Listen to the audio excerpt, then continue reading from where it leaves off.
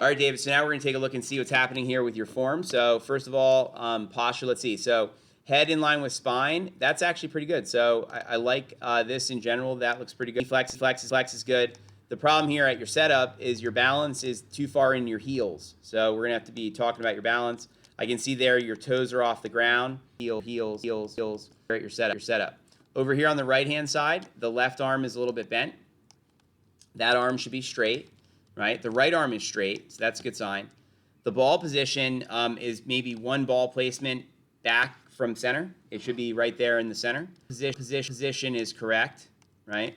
So let me just put a little mark on that so we don't forget.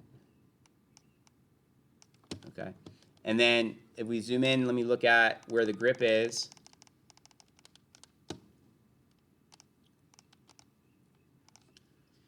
What do you like, overlap or interlock?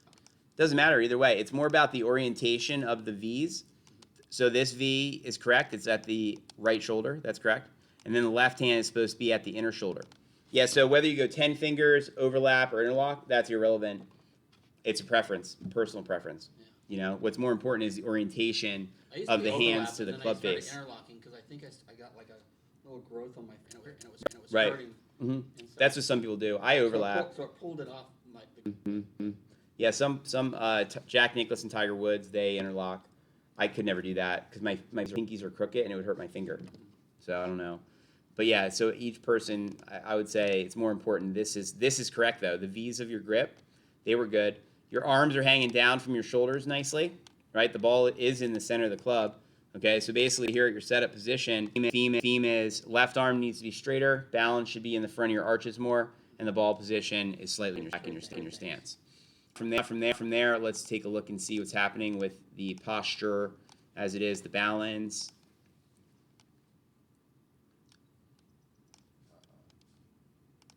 You're funny. Uh-oh. It's the only way to know what's going on. And then we want to do this. Lines. And like my first coach told me, it's process of elimination to what you're left with is a fundamentally sound golf swing. Right? And so now what we're going to do is we're going to be tracing the club head to see what you're doing with your club when you're swinging. So taking away here, a little bit under plane. It's going low, as you see here, under the line. It's supposed to be up above the line. So you're taking it back what's called flat, or too far inside. And at this moment, your head has moved kind of up and to the right from where it was. See how you're higher up than you were? Okay. This has stayed nicely on this line here, so that's a benefit. So you have not swayed, but your butt has come off of this line over here because you've come up. So you're leaning forward and coming up. But remember, you're starting in your heels, so of course that's happening. You should, where should your balance start is in the balls of your feet or in front of your feet more. Okay. Back a little bit. Well, we're going to see in a moment. So let's see. So as you come down, let's see. So when you come down now, your swing plane is coming down over the top, right? And your balance is falling forward a lot. See how now your butt has moved even further toward the front, right? Remember, it started out on that line, right? And so while you're swinging, you're falling toward the ball. Makes sense as to why your club face is that, because think about it. If you fall forward, where are you going to hit the face? Right. High inside, right? And so now you side here. Now on the right-hand screen, we have to trace the club head also to see what's happening there. So as we go back on this side, let's see what's going on. And usually to go from, let's say, a 20 handicap to single digit, I usually end up playing. I usually have to do 3 playing lessons or 4 tens. It's somewhere. It's usually 3 or 4 playing lessons is what it ends up being. Get the person over the hump. Because the first one, they're still missing pieces. The second one's better, but usually they're not. They're better than they were, but they're not yet where they want to be. And then the third and fourth session usually makes the difference for the single digit. All right, so let's see here as you go this way. And then let's trace the club coming down. Now, as far as how far I'm taking the club back, is that okay? Okay. Yeah, you're fine. Yeah, the length of your swing is not important.